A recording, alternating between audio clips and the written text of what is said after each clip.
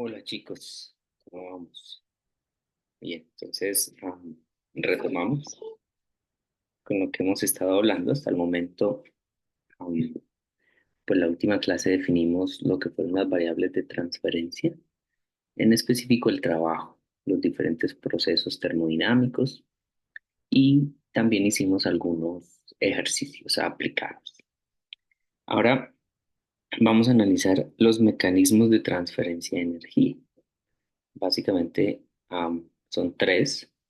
El primero es conducción térmica. ¿Qué es lo que sucede? Es como un efecto dominó. A escala atómica es el intercambio de energía cinética entre partículas microscópicas. Por ejemplo, acá, si yo pongo fuego en una barra metálica, el calor va a empezar a moverse desde la izquierda hacia la derecha. Yo la puedo coger aquí un poquito con la mano eh, y no quemarme, pero va a haber llegar un momento en que esto se va a calentar todo. Es como un efecto dominó. Eso es lo que es la conducción, ¿ok? Por ejemplo, acá, analicemos esto que es como como una pared, ¿ok? Tengo una fuente caliente y tengo una fuente fría acá. Yo sé que el calor fluye de la fuente caliente hacia la fuente fría, por eso pongo esta raya, esta flechita roja. Y el grosor es un delta X, ¿vale? Entonces, la potencia va a ser el calor transferido por unidad de tiempo, porque eso es potencia, energía por unidad de tiempo. Pero el calor, a su vez, va a ser proporcional a el área de contacto. Entre más área de contacto yo tenga, pues más calor va a fluir. ¿Listo? Más calor va a fluir. El cambio de temperatura, recuerden que entre mayor sea la diferencia de temperatura, pues más calor va a fluir de la fuente caliente a la fuente fría. Y también es inversamente proporcional al grosor de la pared. Entre más ancha la pared, pues menos calor se va a trasladar en un tiempo específico, porque tiene que pasar más material. Estas son cosas, la parte izquierda sí es matemática desde el punto de vista de la definición, y esta parte derecha es un poco más fenomenológico. Es como cosas que uno puede observar que está sucediendo. Entonces yo podría decir que esta conducción,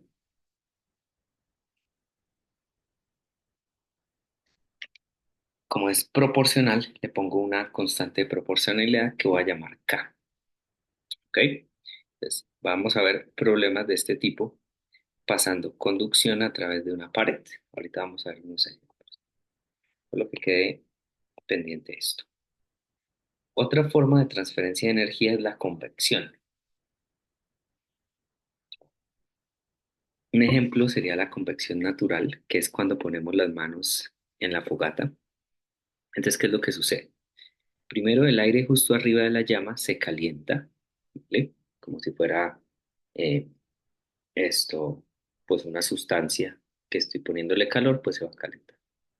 Si la temperatura del aire caliente, perdón, si la temperatura del aire aumenta, es decir, se calienta, pues como es un gas, el volumen también aumenta. Si el volumen aumenta, manteniendo la misma masa, la densidad disminuye. Y como sabemos de fluidos, cuando yo tengo una sustancia que es menos densa que el aire, pues entonces va a haber flotamiento, la fuerza bullante que hablábamos, y eso hace que la sustancia suba. ¿Qué sería el aire caliente subiendo? Entonces, la energía transferida por el movimiento de una sustancia caliente se transfiere por convección. En otras palabras, la convección es, tienes una sustancia, esa sustancia se mueve en un volumen y eso hace que haya transferencia de calor de un punto a otro. Por eso podemos calentarnos las manos, porque el aire caliente va subiendo, sube, sube, y yo pongo las manos acá. ¿Vale? No la pongo en la fogata en sí, sino que la pongo más arribita. También podemos hablar de la convección forzada, que es el uso de ventilador y bombas para mover la sustancia que está caliente. Por ejemplo, en el caso de calefacción, pues estos son los calefactores antiguos. Acá se calienta el vapor, el aire, y entonces con unos ventiladores hace que llegue y haga el ciclo y caliente la casita, ¿vale? Eso se llaman corrientes de convección. La otra forma de transferencia es la radiación térmica y eso se hace a través de ondas electromagnéticas. Esas ondas electromagnéticas son producidas por vibraciones de las moléculas.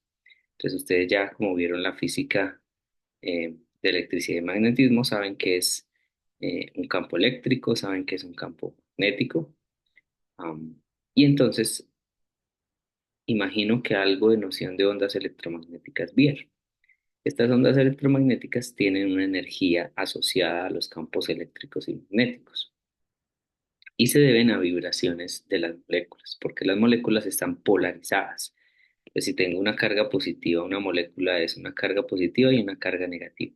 Si esto se mueve, estoy haciendo un campo magnético y a la vez por tener carga eléctrica es como un dipolo, es decir, tengo un campo eléctrico. Los dos varían con el tiempo. Si el campo magnético y el campo eléctrico varían con el tiempo, tengo una onda electromagnética.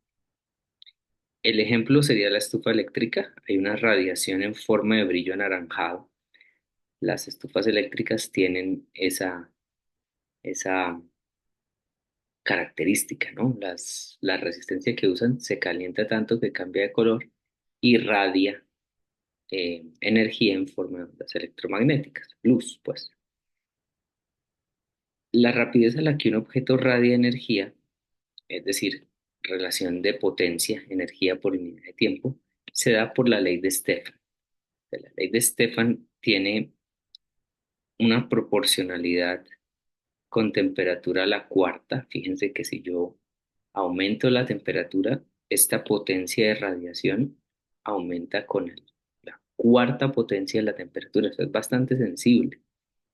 En donde P es la potencia, sigma es la constante de Stefan, que llamamos, eh, bueno, que llamamos no, que tiene un valor específico experimental. El A es el área superficial del objeto en metros cuadrados. El T es la temperatura superficial en Kelvin. Y el E se conoce como la emisividad, varía entre 0 y 1. Si es 1, es un objeto que es emisivo, perfecto. Si es 0, pues estoy hablando de que la emisividad, o sea, no emite nada, es un cuerpo negro, se puede hablar de eso. ¿Ok? Y eso depende de las propiedades de la superficie. Esa emisividad es igual a la absortividad. Entre más absorba algo, por el mismo lado va a emitir. ¿Ok? El espejo, el E es cercano a 0, todo rebota en el espejo, por eso es que podemos vernos, ¿no? Porque todo rebota.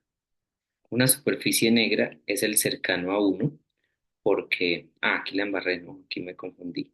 El 0 es, perdón, el 1 es el que es la superficie negra, ese es el que se considera como la radiación de cuerpo negro. Y ustedes han experimentado eso. Cuando está haciendo mucho sol, cuando está haciendo mucho sol, uno por lo general no se viste de negro.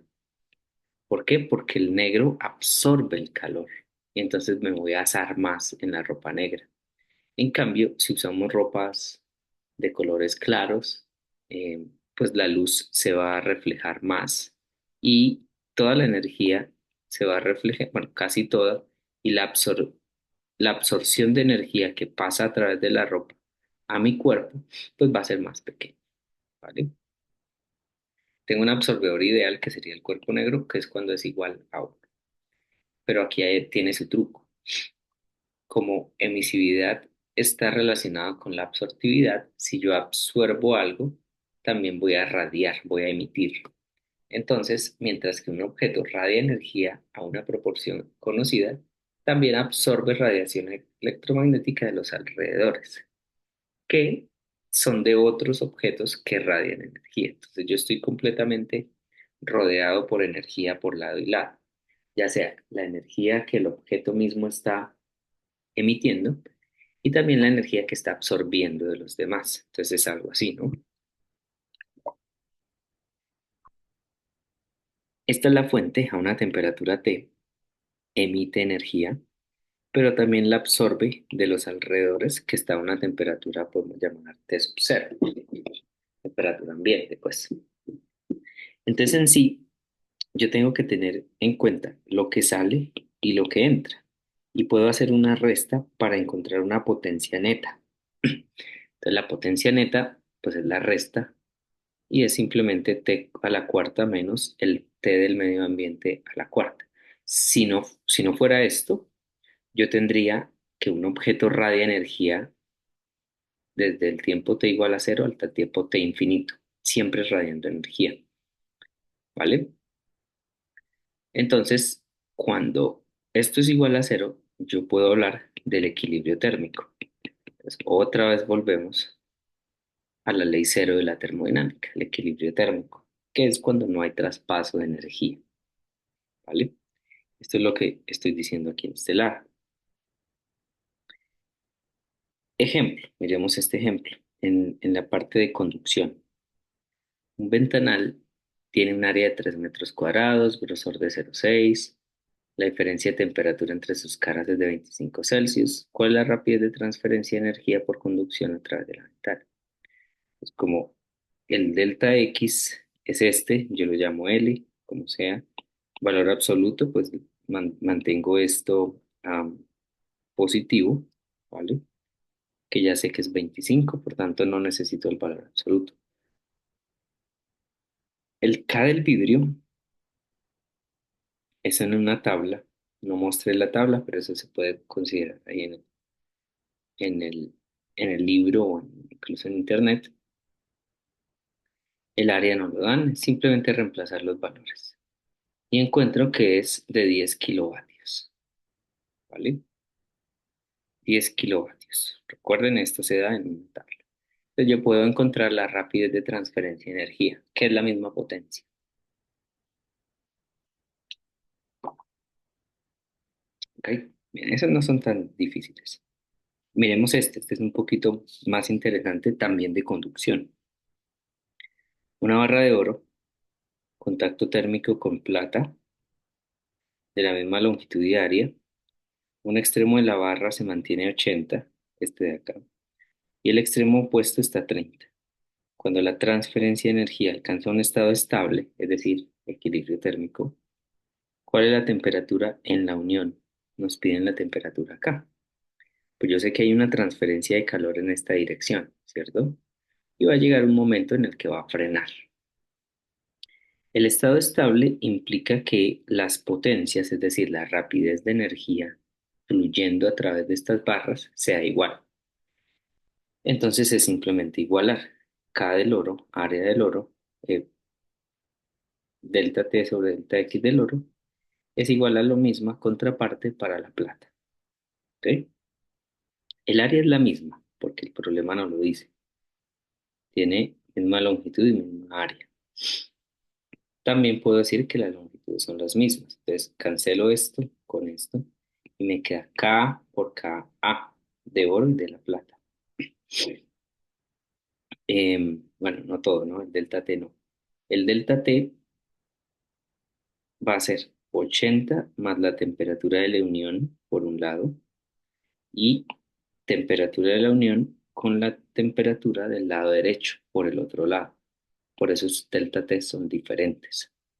Entonces, lo que cancelaba aquí eran las áreas, ¿no? Área, delta X y me queda K delta T, K delta T. Es K del oro, delta T del oro, K de plata, delta T de la plata. Son cosas conocidas, desde simplemente resolver para T álgebra, encuentro este señor de acá, busco los valores de K en una tabla y encuentro que la temperatura de la unión es 51,2 Celsius. Fíjense que para poder resolver esto, yo tuve que definir bien qué es un estado estable. El estado estable implica que la energía deja de fluir. a través del calor, ¿no? Hay como un equilibrio. Bien, miremos este. Un estudiante intenta decidir qué vestir. Su recámara está a 20 Celsius, la temperatura de la piel es 35, el área es de 1,50 metros cuadrados. Hay personas que tienen piel que es oscura en el infrarrojo con emisividad aproximada de 0,9. Ok. Encuentre la pérdida de energía neta de su cuerpo por radiación en 10 minutos. Fíjense que es bastante sencillo. Como es radiación, me voy a la ecuación de potencia para radiación de cuerpos. Tengo todo, el sigma, que es una constante, el área, que nos la dan, la emisividad, 0,9, es morenito, así como yo. Am, y luego tenemos cambio, el cambio no, la resta de las temperaturas a la cuarta. Recuerden, esto no es un delta T, entonces yo no puedo usar la temperatura en Celsius. Tengo que usarla en la escala de sistema internacional, que es la escala absoluta, que también llamamos escala Kelvin. Entonces es cuestión de pasar los 35 grados que está la piel y el entorno, es decir, el medio ambiente que está a 20. Entonces hago eso y voy a encontrar que esto es 125 vatios y un vatio es joule por segundo porque es energía por unidad de tiempo. ¿Ok? Pero entonces la pregunta es la pérdida de energía neta. ¿Ok? Entonces potencia es energía por unidad de tiempo y nos dan el tiempo. Es simplemente encontrar que el calor o la energía es potencia por tiempo. Ya tengo la potencia, solamente la multiplico por los 10 minutos pasándolos a segundos y encuentro que son 74.800 joules de energía perdidos mientras el muchacho está viringo ahí en la habitación, ¿vale? Porque no se ha puesto nada. Am, Ese sería como los ejercicios que tengo para ese caso, ¿vale? Entonces, si continuamos, como les prometí en clase, íbamos a hablar de algo que se llaman máquinas térmicas. Ese es el segundo tema que tenemos en esta sesión. La ley cero, que ya la hemos discutido. La primera ley, que fue la que se discutió en clase, ¿vale? Cambio de energía interna se da por la transferencia de calor y de trabajo, o por ambos. Sin embargo, esta primera ley, si bien es cierto que es general, es muy general y no da claridad sobre los procesos permitidos, ¿vale? ¿Cómo es eso? Pues que no hay nada en esta ecuación que me prohíba que el calor fluya de la fuente fría hacia la fuente caliente. No hay nada que me impida eso, ¿vale? De manera que un proceso como este estaría permitido, que una pelota que está rebotando llegue al reposo, que es lo natural, versus una pelota en reposo que empiece a rebotar, que es lo antinatural. Lo mismo, un péndulo oscilando va a tender al reposo, pero según la primera ley no está prohibido que un péndulo que esté en reposo espontáneamente llegue a oscilar. Y entonces necesitamos una ley que nos haga la diferencia entre estos tipos de procesos que no se dan naturalmente. Y entonces defino los procesos reversibles a través de la segunda ley de la termodinámica. Son procesos que se presentan de manera natural en una sola dirección. Eso es básicamente la segunda ley de la termodinámica, que existen procesos prohibidos en cuanto a transferencia de calor se, se, se refiere, pues cambios de energía interna. Y de ahí es donde salen las máquinas térmicas, de una aplicación de esta forma de escribir la segunda ley de la termodinámica. ¿Qué es una máquina térmica? Una máquina térmica es un dispositivo que toma energía por calor y al funcionar en un proceso cíclico, que ya los vimos, expulsa una fracción de dicha energía mediante trabajo. Entonces, básicamente, agarro calor y lo convierto en trabajo alrededor de un ciclo. Eso es una máquina térmica. Ejemplo, tenemos la termoeléctrica y un motor de combustión interna. ¿Cuál es la característica de las máquinas térmicas? Necesitamos una sustancia que se llama sustancia de trabajo y esa sustancia la ponemos en un ciclo, en un proceso cíclico. Y tiene básicamente estas tres características. Primero, absorba energía a la sustancia, es decir, calentarla de un depósito a alta temperatura. Luego la máquina consume trabajo y luego expulsa energía por calor a un depósito a temperatura más baja, ¿vale? Tres cosas interesantes: depósito de alta temperatura o fuente caliente, luego trabajo y después energía a un depósito de temperatura fría, es decir, fuente fría. El ejemplo sería la locomotora. En este caso, la sustancia de trabajo es el agua.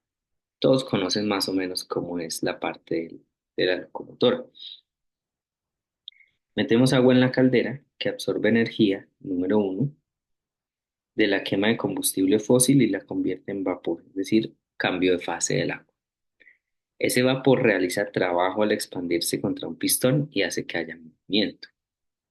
Después de que el vapor se enfría en ese proceso cíclico, que se vuelve agua otra vez, se condensa y esa agua líquida regresa a la caldera y el ciclo se repite. Obviamente van a haber pérdidas acá, ¿no? Porque bota humo. Pero eso es como la, el esquema general de lo que es una máquina térmica. Lo que les decía ahorita, tengo depósito caliente, depósito frío, tengo un trabajo y tengo un flujo de calor, ¿no? Esta es la máquina, saca energía de la fuente caliente, realiza un trabajo y lo que sobre lo bota al depósito de agua fría. ¿Ok? ¿Qué es lo que está en esta parte? La máquina realiza trabajo sobre el entorno, ¿ok? Y después entrega una cantidad de energía al depósito frío. Como es un ciclo, ya vimos que el cambio en la energía interna es cero, ¿vale? U, que llamé delta de energía interna, aquí me rijo por la notación del libro. De la primera ley, yo tengo esto, ¿vale? Q más W. Pero el trabajo que está acá es menos el trabajo de la máquina, ¿sí? ¿Cómo es eso? Pues otra vez, notación. Yo digo que el trabajo de la máquina es positivo y defino entonces que el trabajo termodinámico del ciclo es menos el trabajo que hace la máquina, porque es la máquina al entorno y el W es del entorno a la máquina. Es como la notación que tenemos ahí. Así que el trabajo neto de la máquina que hace la máquina es igual al calor o la energía neta que se le transfiere. Por neto, ¿a qué nos referimos? Pues a la diferencia entre el calor de la fuente caliente, hot en inglés, y el calor que va a la fuente fría, que es cold en inglés, ¿no? Ya ustedes son bilingües también. Si es una máquina, tiene asociado una eficiencia. La eficiencia es entonces el trabajo de la máquina dividido en la entrada de energía, que sería el calor caliente, Q hot. Entonces, esa eficiencia desde ese punto de vista va a ser como el W de la máquina es la diferencia, es decir, el trabajo neto, pues simplemente hago uno menos QC sobre QH, que es esto de acá. Uno menos la cantidad de calor de la fuente caliente que se extrae sobre la cantidad de calor que se devuelve al depósito de frío, ¿vale? Am, Acá esto se me borró. Entonces este sería del relación de eficiencia en términos de calor. Ahí está. La eficiencia de un buen motor de automóviles es de alrededor del 20%. Fíjense que los carros son poco eficientes. El 80% de la energía se está perdiendo en, en disipación, ¿vale? Se calienta el motor, se calienta todo y estoy perdiendo el quemar esa gasolina que son derivados del petróleo, solo estoy aprovechando el 20%. Un motor a diésel es un poco más eficiente. Esos motores a diésel, que es el ACPM, están alrededor del 35 y del 40%, casi el doble de eficiente de un automóvil a gasolina. Aquí todavía no pongo los de gas ni los eléctricos, pues porque obviamente, am, no porque obviamente, sino porque simplemente no he averiguado las eficiencias. Varían bastante. Si la eficiencia es uno, es decir, quiere decir que este debe ser igual a cero, ¿vale? El QC es Q de la fuente fría, cold en inglés. Entonces quiere decir que no se bota nada al depósito frío. Este sería un caso particular de la eficiencia uno. Pero entonces voy a hablar de otra forma de la segunda ley de la termodinámica. Y esa forma de enunciar la segunda ley la hizo Kelvin y Planck. Y ellos dicen que es imposible construir una máquina térmica que funcionando en un ciclo no produzca otro efecto que la entrada de energía por calor y la realización de una cantidad de trabajo. Es decir, que la eficiencia sea uno. Eso es lo que está diciendo. Las máquinas térmicas no pueden tener eficiencia igual a uno, porque violarían la segunda ley de la termodinámica, ¿vale? Siempre tiene que haber pérdidas. U de fuente fría. Siempre van a haber, ¿vale? Entonces, este tipo de procesos son prohibidos por la segunda ley de la termodinámica. Pues en Internet hay varios maquinitas que violan la segunda ley, ¿no? Hay una que es simplemente um, una esferita que está conectada aquí como un émbolo. Entonces da vueltas, cae acá y vuelve y cae. No sé si la han visto. Pronto podríamos buscarla, quizás. Después les mando el link de esas máquinas imposibles, porque esas tienen eficiencia igual a uno. Toda la energía asociada al movimiento va a conservarse, pero eso no es cierto porque tenemos el aire y el aire pues nos ayuda a respetar la segunda ley de la termodinámica. Miremos este. La eficiencia de una máquina que transfiere bueno, 2000 joules de energía de un depósito caliente durante un ciclo y transfiere 1500 joules conforme expulsa un depósito frío. Es decir, tengo esto. Tengo acá son 2000 joules y aquí 1500 joules. Pues es fácil, ¿no? El W de la máquina debe ser, si este es 2000 y este es 1500, el W debe ser 500.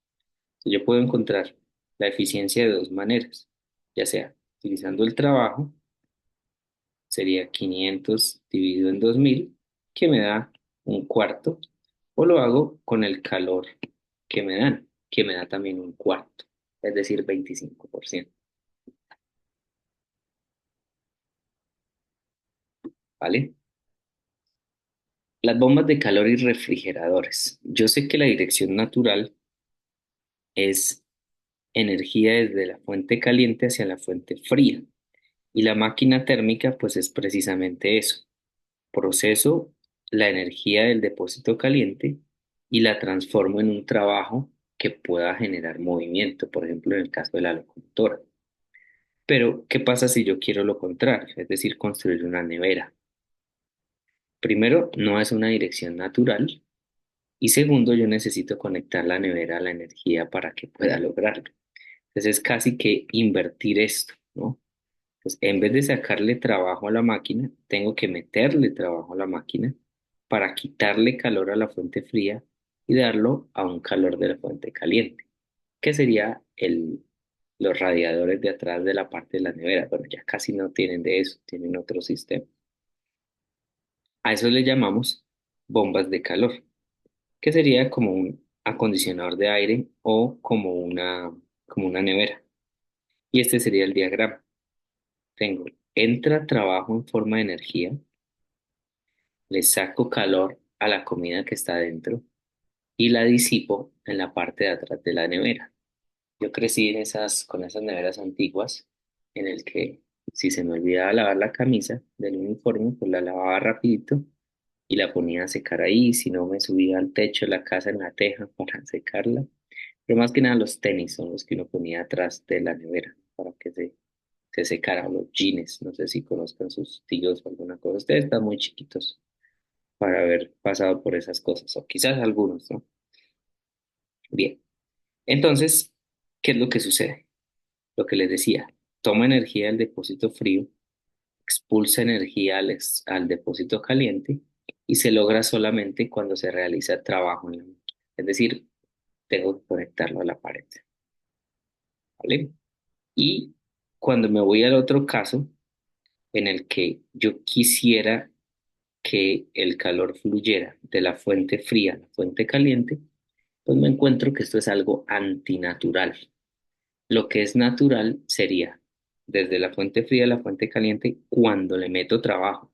Ahí sí, pero sin meterle trabajo, si el trabajo es cero, esto no se puede. Entonces puedo decir que esta es otra forma de la segunda ley. Y este es el enunciado de Clausius.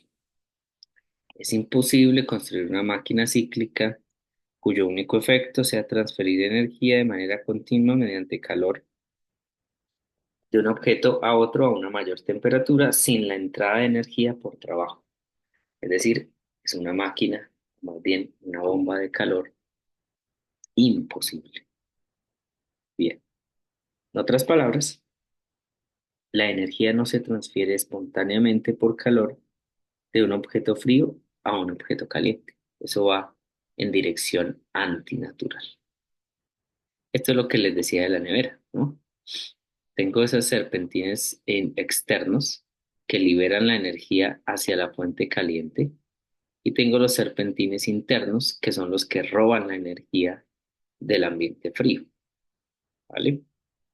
En caso de bombas de calor, yo no hablo de eficiencia, sino que hablo de coeficiente de realización, que me mide qué tanto calor puedo sacarle a la fuente fría en términos de qué tanto trabajo, qué tanta corriente le estoy metiendo.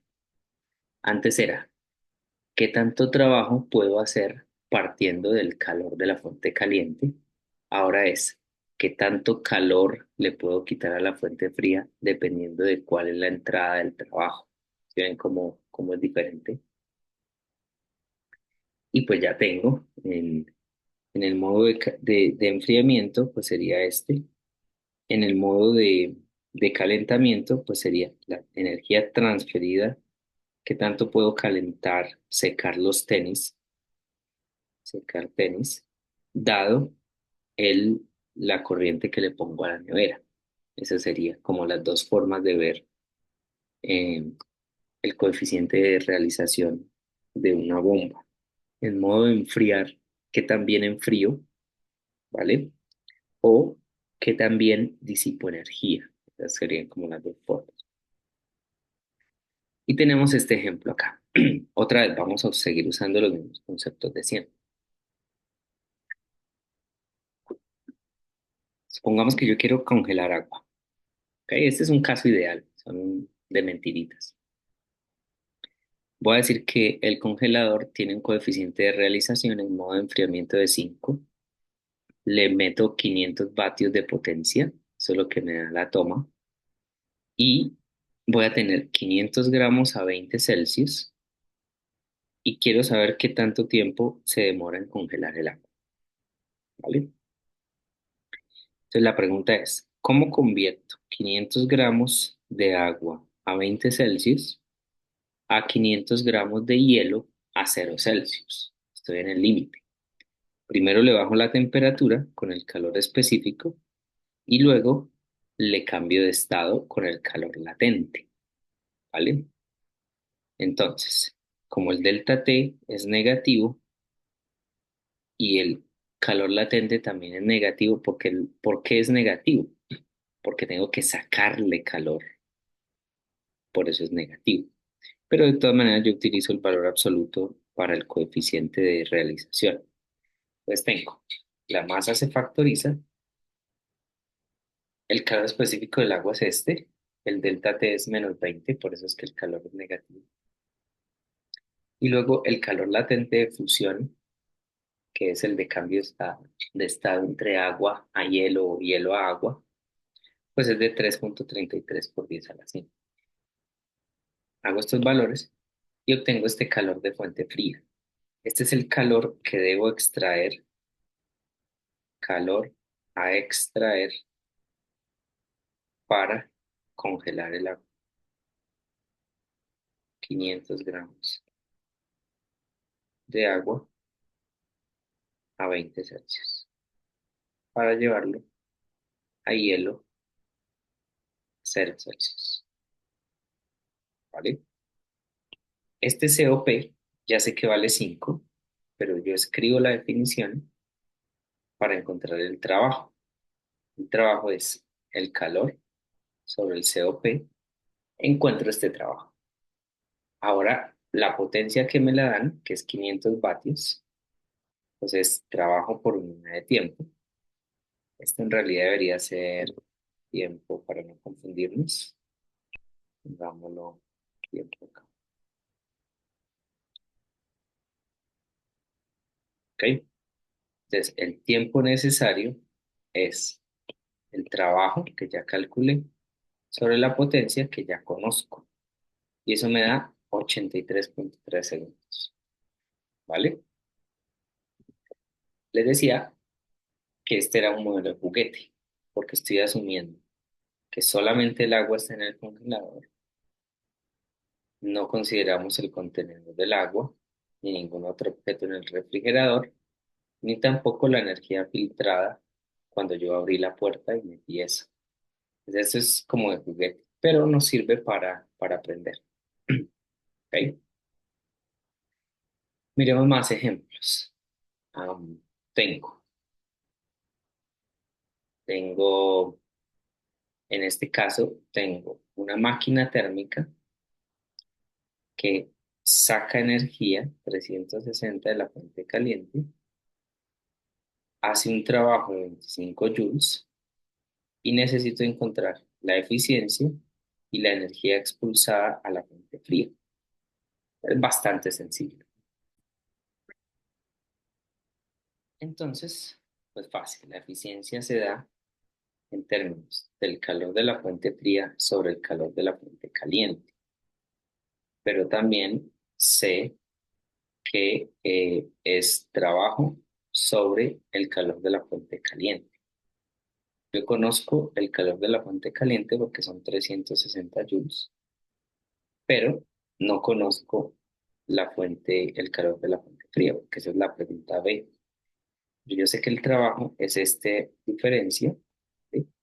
Entonces el calor de la fuente fría lo puedo despejar y me queda calor de fuente caliente menos el trabajo que sí lo conozco, ¿vale? Pues es sencillo, ¿no? Es una resta. 360 menos 25 me da el calor de la fuente fría, que es 335. Y ese ya lo puedo meter ahí en la ecuación de la eficiencia y encuentro que es del 6,9%. Entonces, las dos cosas las puedo hacer de manera simultánea. Miremos otro y con este terminamos. Una máquina térmica tiene esta potencia, tiene esta eficiencia. De hecho, voy a dejarlo am, solamente así, ¿no? Para que ustedes lo hagan. Eh, y en clase lo retomo. La máquina expulsa 8000 joules de energía en cada ciclo y debemos encontrar la energía que admite en cada ciclo y el intervalo de tiempo por cada ciclo. Entonces es similar al que hicimos atrás. Tiene potencia, tiene eficiencia y tenemos el calor de la fuente fría. Me piden el calor de la fuente caliente y el tiempo, dada la potencia y el trabajo para esa máquina. Pues háganme ahí y me cuentan, ¿vale? También les voy a pasar algunos problemas para ir resolviendo. Bye, bye.